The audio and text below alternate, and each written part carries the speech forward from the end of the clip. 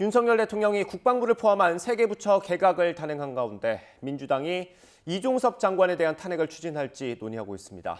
당내에선 국회 국방위원들을 중심으로 안보 공백에 대한 우려로 이견이 작지 않은데요. 지도부가 어떤 결정 내릴지 주목됩니다. 국회 연결합니다. 조성호 기자.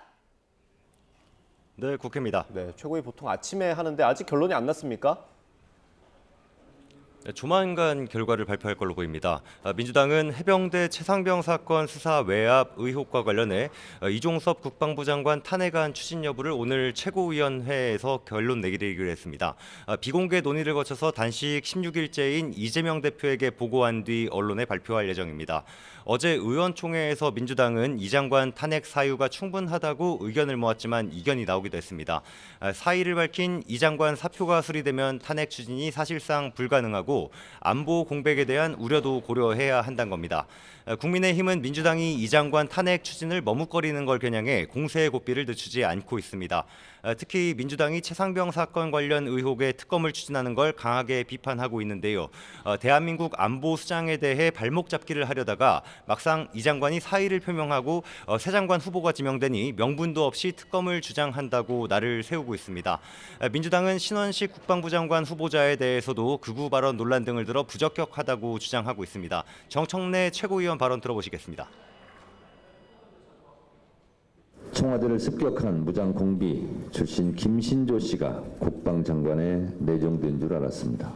5.16 군사 쿠데타가 혁명이라면 불의의 한관 4.19 민주 이념을 계승한다는 헌법 전문의 정신은 어떻게 되는 것입니까?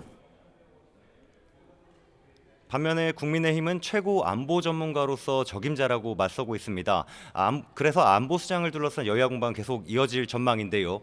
신원식 후보자는 인사청문 준비 사무실로 출근하면서 육군사관학교 홍범도 장군 흉상 이전 문제와 최상병 사건, 전직 대통령들에 대한 발언 논란에 대해 청문회에서 입장을 밝히겠다고 답했습니다. 들어보시죠.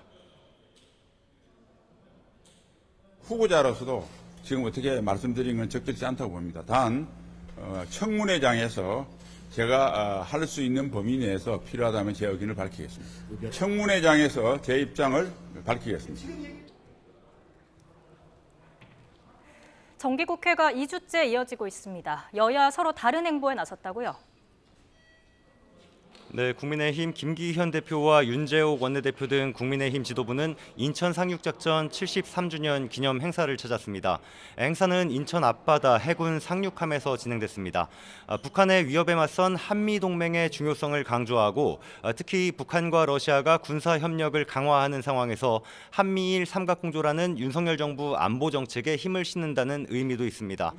민주당 의원들은 일본 후쿠시마 원전 오염수 관련 국제 여론전을 이어가고 있습니다. 오염수 해양투기저지 총괄대책위원장인 우원식 의원과 양이원영 의원은 영국과 스위스를 방문하기 위해 출국했습니다.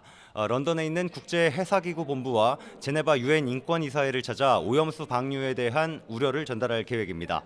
국회에선 교사들의 정당한 교육활동을 보호하기 위한 이른바 교권회복사법이 교육위원회 전체 회의 문턱을 넘었습니다. 법안 소위를 통과한 교원의 지위 향상 및 교육활동 보호를 위한 특별법, 교육기본법, 초중등교육법, 유아교육법 등 4개 법안입니다.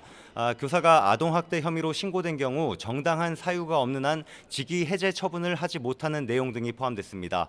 초중고등학교와 유치원 등의 교원의 정당한 생활지도는 아동학대로 보지 않는다는 내용도 포함되어 있습니다. 다만 여야 간 견해 차이가 컸던 교권 침해 이력을 생활기록부에 기재하는 방안이나 아동학대 사례 판단위원회 설치는 제외됐습니다. 여야는 오늘 교육위를 통과한 법안들을 오는 21일 국회 본회의에서 처리할 계획입니다. 지금까지 국회에서 YTN 조성호입니다.